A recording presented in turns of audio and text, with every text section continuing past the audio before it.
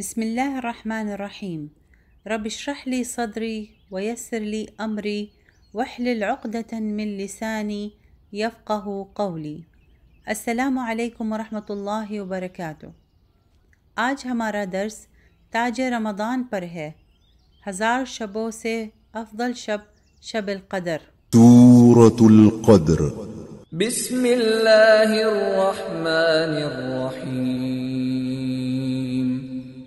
انا انزلناه فی لیلۃ القدر وما ادراک ما لیلۃ القدر لیلۃ القدر خیر من الف شہر تنزل الملائكة والروح فيها بإذن ربهم من كل أمر سلام هي حتى مطلع الفجر۔ شروع اللہ کا نام لے کر جو بڑا مہربان نہایت رحم والا ہے۔ ہم نے اس قرآن کو شب قدر میں نازل کرنا شروع کیا، اور تمہیں کیا معلوم کہ شب قدر کیا ہے؟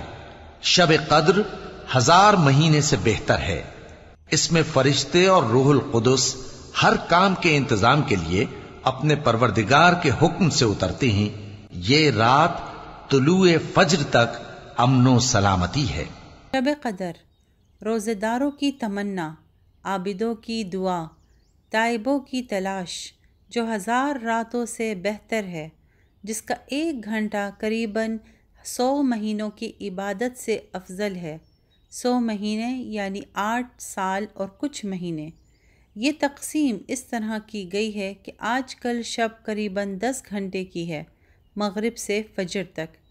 سوچئے کہ ہم سب کو اگر شب قدر نصیب ہو تو اس کا 1 گھنٹہ 100 مہینے کی عبادت کی طرح ہے۔ یہ حساب کچھ کم کچھ زیادہ بھی ہو سکتا ہے کہ آپ اپنے ملک کے رات دیکھیے کتنے گھنٹوں کی ہے، پھر تقسیم کیجئے۔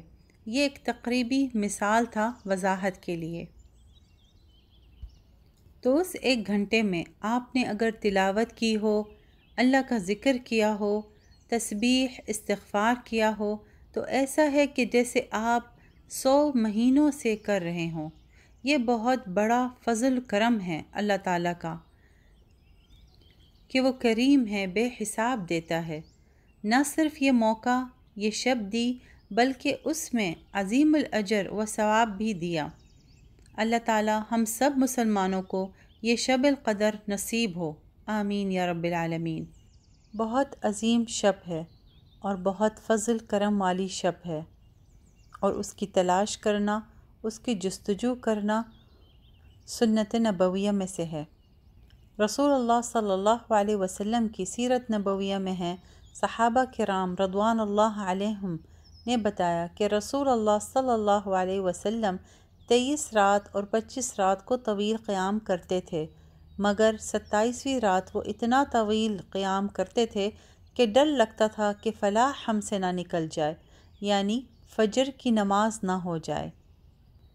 سیرت نبویہ میں ہے کہ رسول اللہ صلی اللہ علیہ وسلم نے صحابہ کرام کے ساتھ کچھ قیام کی راتیں باجماعت پڑھائیں اور کچھ چھوڑ دیں کہ کہیں ان پر فرض نہ ہو جائے، مگر 27ویں رات سب سے زیادہ قیام کی طویل رات تھی، بلکہ پورے عشرہ میں سب سے زیادہ طویل قیام رات تھی۔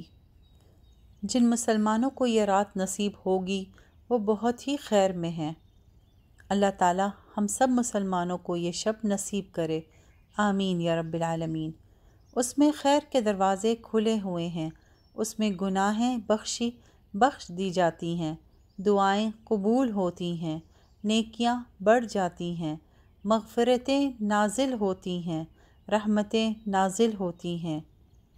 اس شب کی حصول کی تمنا کرتے ہیں ایمان والے، عبادت کرنے والے، دعا کرتے ہیں توبت کرنے والے کہ انہیں نصیب ہو۔ یہ شب قدر میں جو فضیلت ہے وہ کسی شب میں نہیں، وہ تاج ہے رمضان کی راتوں کی۔ حدیث میں ہے رسول اللہ صلی اللہ علیہ وسلم نے کہا، من قام لیلۃ القدر ایمانا واحتسابا غفر له ما تقدم من ذنبه۔ ترجمہ: جس نے بھی شب قدر میں قیام کیا ایمان سے اور اس کے اجر کے لیے، اس کے سارے پچھلے گناہ معاف ہو گئے۔ یہ وہ شب ہے جس میں قرآن پورا نازل ہوا، لوح المحفوظ سے آسمان میں بیت العزہ میں۔ لوح المحفوظ اسے ام الکتاب بھی کہا گیا ہے، جس میں جو لکھا ہوا ہے وہ کبھی نہیں بدلتا۔ اس کی تفصیل انشاءاللہ کسی الگ درس میں دیں گے۔ شب قدر افضل ہے 1000 مہینوں سے، یعنی کہ آپ نے اگر عبادت کی شب قدر میں تو وہ ایسا ہے کہ آپ 1000 مہینوں سے عبادت کر رہے ہیں۔ شب قدر کو اللہ تعالیٰ نے المبارکہ کہا ہے۔ قرآن میں سورۃ الدخان آیہ رقم 3، بسم اللہ الرحمن الرحیم، اِنَّا أَنزَلْنَاهُ فِي لَيْلَةٍ مُبَارَكَةٍ۔ شب قدر میں فرشتے اور جبریل علیہ السلام اور روح نازل ہوتے ہیں، آسمان سے زمین پر اللہ کی رضا سے۔ شب قدر کو کہا ہے کہ وہ سلام ہے فجر کے طلوع تک، ہر شر سے خالی، امن اور سلامتی کی شب، جس میں خیر ہوتا ہے، کوئی شر نہیں۔ شب قدر میں تقسیم الارزاق ہوتا ہے، رزق کی تقسیم، اور یہ نقل کی جاتی ہے لوح المحفوظ سے فرشتوں کی کتابوں میں۔ اور آنے والے سال میں کیا ہونے والا ہے مخلوق کے ساتھ اور اس کے رزق میں کیا لکھا گیا ہے وہ فرشتے لکھتے ہیں۔ اس میں عمریں لکھی جاتی ہیں، کس کی کتنی زندگی ہوگی، کون وفات پائے گا، اور کون ہیں جن کی بخشش ہوگی، اور کون ہے جو ہلاک ہو جائے گا، کون سعادت مند ہے، کون جو غموں میں گھر جائے گا، کون عزت پائے گا اور کون ذلت پائے گا، کون غنی ہوگا اور کون فقیر ہو جائے گا، کس کو صحت ملے گی اور کس کو بیماری، کس کو اولاد کی نعمت حاصل ہوگی اور کون محروم ہوگا۔ ہر چیز لکھی جائے گی اس شب میں لوح المحفوظ سے فرشتوں کے صحیفوں میں۔ شب قدر میں جو ایمان اور اجر کے احتساب کے لیے قیام کرے گا، حدیث میں ہے کہ اس کے سابقہ گناہ معاف ہو جائیں گے۔ یہ شب ایک عظیم پروجیکٹ ہے۔ مفسروں کی تفسیر میں ہے کہ یہ حدیث ان پر ہے جو زیادہ وقت اس شب کی عبادت میں صرف کرتے ہیں، جیسے کہ عشاء کے بعد سے فجر کے نماز سے قبل تک عبادت میں مصروف رہیں، دعاؤں میں مصروف رہیں، ذکر الہی میں مصروف رہیں۔ یہ شب کی فضیلت حاصل کرنے کے لیے کسی اور چیز میں مصروف نہ ہوں۔ یہ شب فقط عبادت اور دعا میں گزاریں۔ آپ اور آپ کے اللہ کے بیچ ایک خلوت ہو، اپنے کامل یقین اور ایمان سے، خشیت سے اللہ تعالیٰ سے رجوع کریں۔ علماء قطعاً نہیں کہہ سکتے کہ شب قدر 27ویں رات میں ہی ہے، بس زیادہ تر ترجیح وہ 27ویں رات کو ہی دیتے ہیں، شواہد اور دلائل حدیث سے ملنے کے بعد۔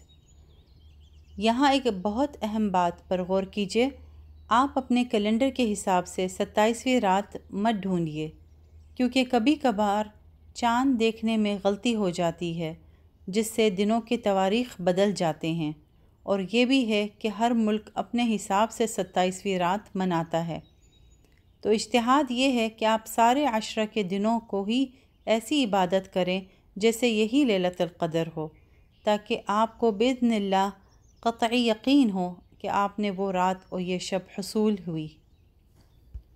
ساری دنیا اور اس کے مشاغل ایک طرف، اور یہ 10 دن میں شب قدر کی جستجو کرنا اور اس میں عبادت کرنا ایک طرف، کہ یہی اصل کامیابی ہے۔